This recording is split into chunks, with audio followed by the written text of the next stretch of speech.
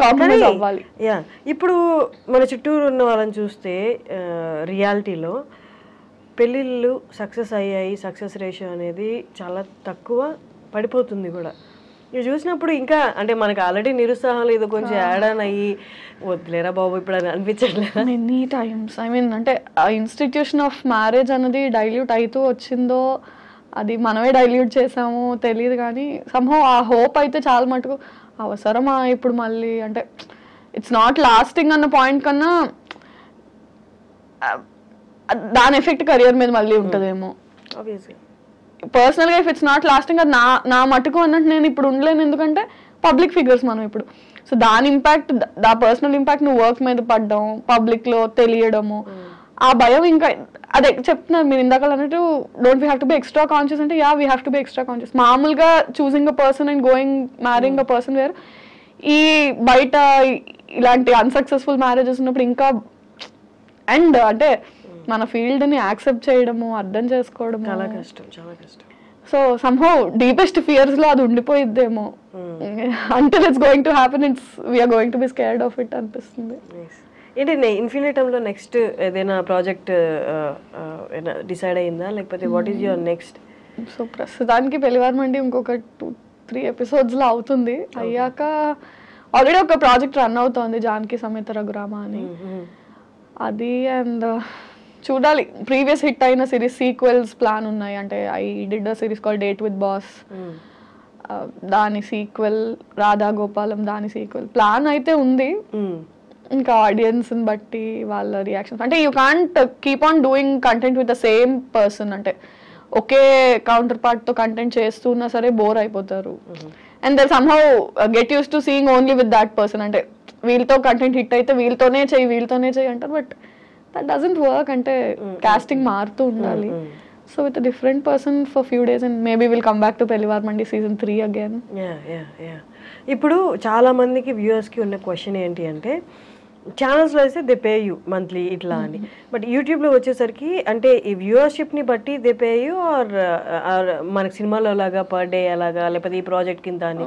I'm an employee, so అది ఛానల్స్లో లాగా మంత్లీయే పే ఉంటుంది. అంటే ఇట్ డిపెండ్స్, అంటే ఫ్రీలాన్సర్స్ అయితే ఒకలా ఉంటుంది, ఎంప్లాయీస్ అయితే ఒకలా ఉంటుంది, if you own a channel ఒకలా ఉంటుంది.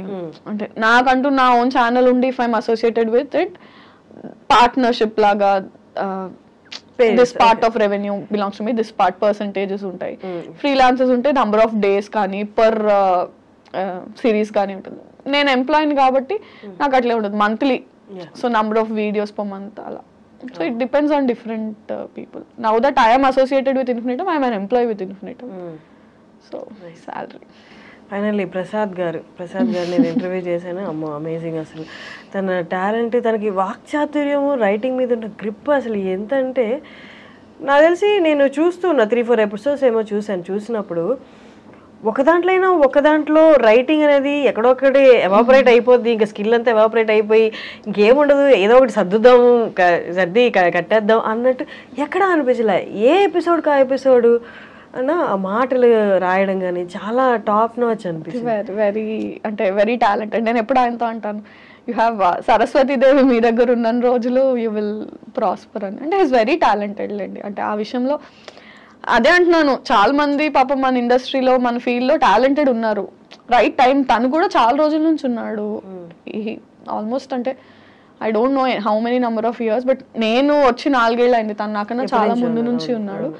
అండ్ ప్రాపర్ బ్రేక్ తనకి వచ్చి ఉండింది, కానీ చాలా హ్యూజ్ సక్సెస్ ఈ మావిడాకులు, పెళ్లివారమండితో నెక్స్ట్ లెవెల్కి వెళ్ళిపోయాడు. పీపుల్ నో హిమ్ ముందు కూడా, very successful he was. So మెట్టు ఎదుగుతూ now that is working for films also, రాస్తున్నాడు. గుడ్. అంటే వెన్ మనుషులు ఎదుగుతుంటే యూ ఫీల్ నైస్, మన వాళ్ళు అనే దట్ ఫీలింగ్ ఇస్తారు. నార్మల్లీ ఒక యాక్టర్, మన స్టార్టింగ్లో కొంచెం రిలేటెడ్గా దీనికి మాట్లాడుకున్నాం, బట్ క్వశ్చన్ ఫార్మాట్లో ఇప్పుడు అడుగుతున్నాను. నార్మల్లీ ఒక యాక్టర్ ఏ ఇమోషన్ అయినా కరెక్ట్గా ఇమోట్ చేయాలి అంటే పర్సనల్లీ తన ఆ ఇమోషన్ని గట్టిగా ఫీల్ అయి ఉండాలి అని. ఫర్ ఎగ్జాంపుల్ హ్యూమర్ రాసే వాళ్ళకి విపరీతమైన లైఫ్ హర్డిల్స్ ఇచ్చి ఉంటుంది అంటారు.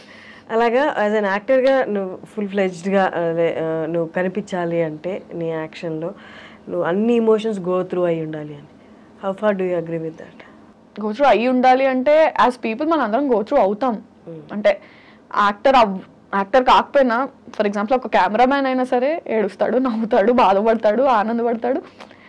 Every person goes through all emotions in his life. అంటే సో ఎందుకు జనాలు చూసి నచ్చుకుంటున్నారు అంటే వాళ్ళు ఆ సీన్ లో ఏడ్చారు, యాక్టర్స్ ఏడ్చి చూపించారు, దానికి వాళ్ళు రిలేట్ అయ్యారు. So all of us go through all those emotions to perform them. అంటే ఆన్ స్క్రీన్ మీద నేను ఏడ్చినట్టు నవ్వినట్టు రియల్ లైఫ్ లో అంత నవ్వకపోవచ్చు, అంత ఏడవకపోవచ్చేమో. కానీ acting is about making it loud and making people also feel along with you. అంటే అంత బిగ్గర్ గాను అంత ఏడుస్తూనో నిజం లైఫ్ లో మనం ఏడకపోవచ్చు, ఓ రూమ్ లోకి వెళ్ళి ఎవరు చూడకుండా ఏడ్చేసి వస్తామేమో. But on screen if you're crying you have to make it so visible, so loud, so teary that people say అర్రే నిజంగా అందరం అలా ఆడవం. Acting is different. అంటే నీకున్న ఇమోషన్స్ ని ఒక 10x 20x చేసి మ్యాగ్నిఫై చేసి చూపిస్తాం మనం యాక్టింగ్ లో. అందరం అలాంటి ఇమోషన్స్ గో త్రూ అవుతామని లేదు. బట్ లైఫ్ లో career set backs and love breakups ఇవి చాలా యాడ్ అవుతాయి ఇమోషనల్ సీన్స్ ఇమోట్ చేయడానికి అంటారు. బట్ అంటే I should tell you I seen writers అంటే ఎంత ఇమోషనల్ సీన్స్ బ్రేకప్ లవ్ గురించి ఎలా రాస్తారంటే అదే ఖచ్చితంగా వీడు ఒక 4-5 సార్లు జీవితంలో దెబ్బతిని ఫినాన్షియల్ గా పడిపోయి చూస్తే రిచ్ లైఫ్, అది అసలు ఏం గోత్రూ అయ్యి ఉండకుండా ఏం ఒక లవ్ స్టోరీ లేదు, ఏం లేదు, చిల్లర. కానీ ఎలా బ్రో ఇంత బాగా రాసావు అంటే ఇట్ కమ్స్ అంతే. నువ్వు ఎక్స్పీరియన్స్ చేయగల, నువ్వు ఎక్స్పీరియన్స్ చేసిన వాళ్ళని you have to be a good listener. చూసినా కూడా అంటే మనం అనుకుంటాం అంటే to be able to do ఇంత బాగా చేశారు, ఇంత న్యాచురల్ గా చేశారు అంటే మీరు కూడా acting doesn't work like that and even writing doesn't work like that. అంటే ప్రొఫెషన్ స్కిల్ వేరు, పర్సనల్ ఎక్స్పీరియన్స్ వేరు అంతే. Nice talking to you Virajita. అసలు విరాజిత పేరు మీనింగ్ ఏంటి? సమ్మన్ హూ విరజల్లడం, డిస్ట్రిబ్యూట్ చేసి స్ప్రెడ్ చేసే పర్సన్. మంచి పేరు అసలు. చాలా రేర్. డాడీకి థ్యాంక్ యూ చెప్పాలి, చాలా మంచి పేరు పెట్టారు. చాలా రేర్ కదా ఆ పేరు, పలకడానికి కూడా చాలా కష్టపడతారు. నేనే 2-3 సార్లు తడబడ్డాను. మామూలుగా పలికేసాను కానీ రోల్ అయ్యే కెమెరా రోల్ అలవాటు అయిపోయాక.